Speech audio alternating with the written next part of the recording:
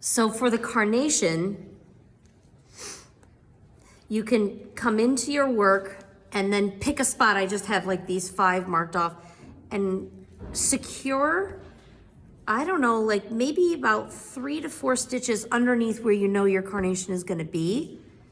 And this will hold it down, and you'll see why in a minute. It's just, you're never gonna see these, so it's just in order to hold it down.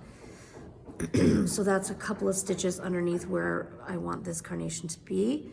Bring it up, and then you take your ribbon. In this case, this is really, really, really wide.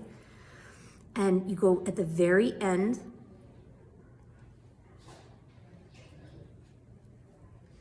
and you do a basic running stitch, almost like it in a sashiko technique.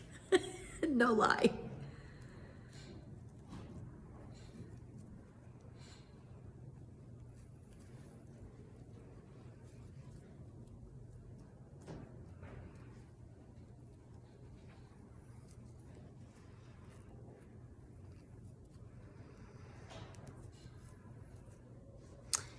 And go all the way to the end.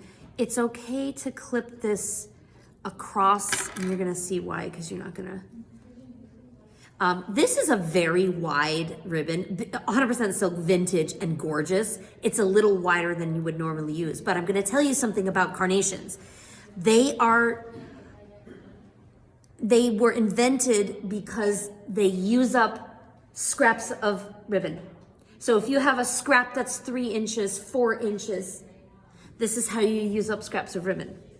So you keep this all the way. Do you see how this is just woven through? Bring it to your end. Okay, and this is why you have to go end to end. Don't leave a lot of ribbon. And then go straight through that ribbon. And in this case, if you've got super wide, fold in the ends. Do you see what I'm doing where I'm folding in the ends?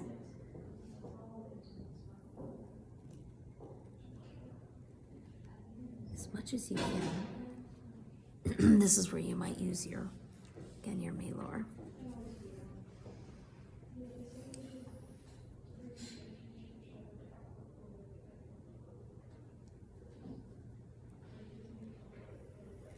There we go.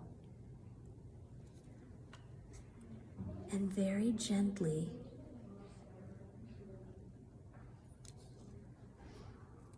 pull and create a carnation.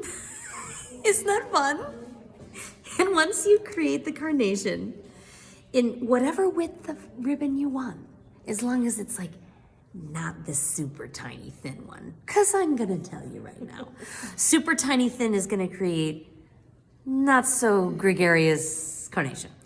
And in this case, if it's really stupendous and you've got gorgeous silk thread, beautiful silk thread, you can put a few French knots in the middle.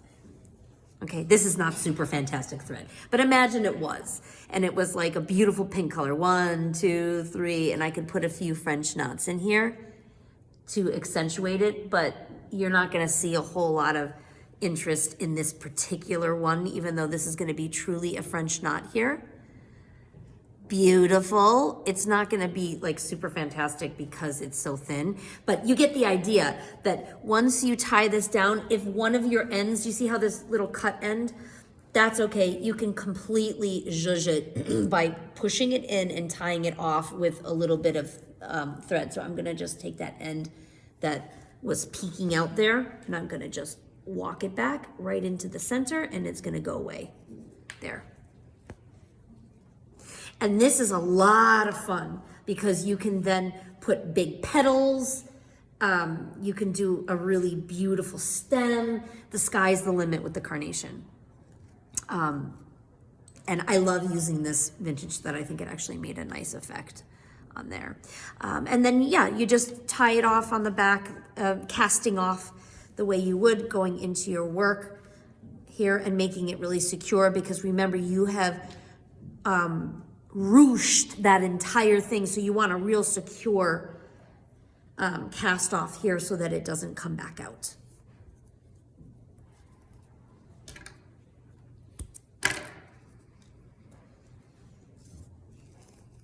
and then you can keep playing with it however you'd like, because the gathering is really the effect.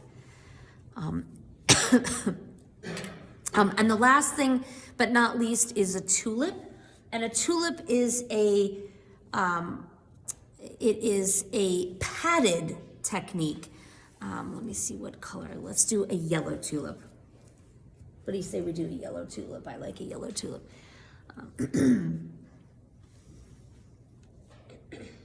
Actually, no, we're gonna stick with the pink because it's already threaded and we gotta keep going. Okay, so a tulip is in 3 parts, okay? So I'm gonna cast on. I don't have the end of a stem, so I'm just gonna do a tulip at the end here.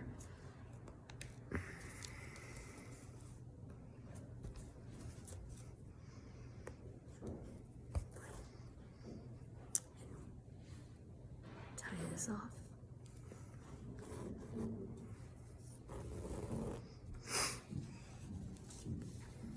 Okay, so you first do just a regular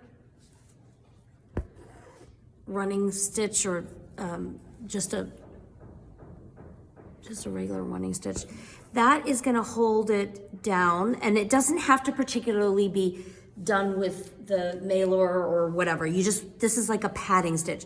Don't make it too tight either, but it just is laying underneath. Then you're gonna do 1 to the side.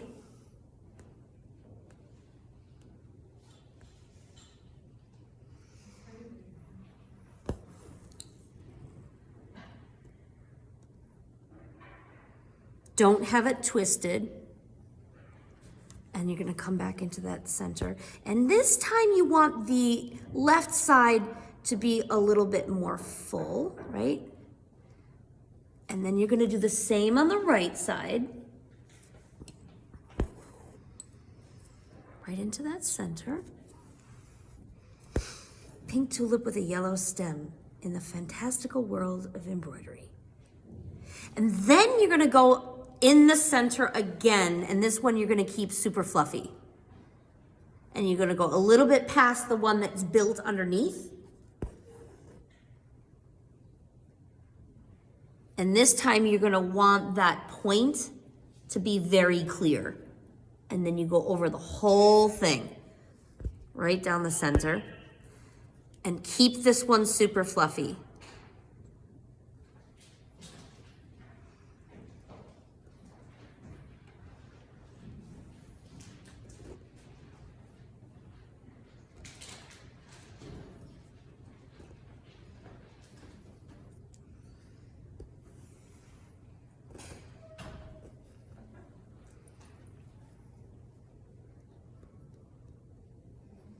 And this is 4 millimeter.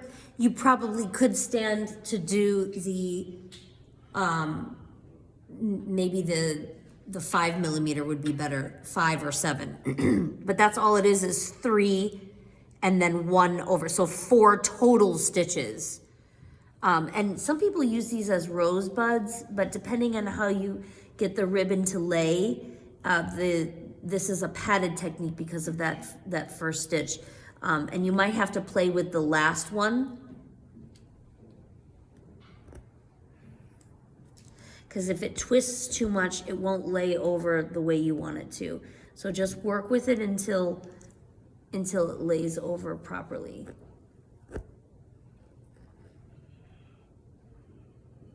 And creates that point. And that's it. I'm gonna do the dragonfly at the end. So I'm gonna show the other class, and then I'm gonna do one dragonfly with everyone watching, because I'm not gonna do it twice. Okay.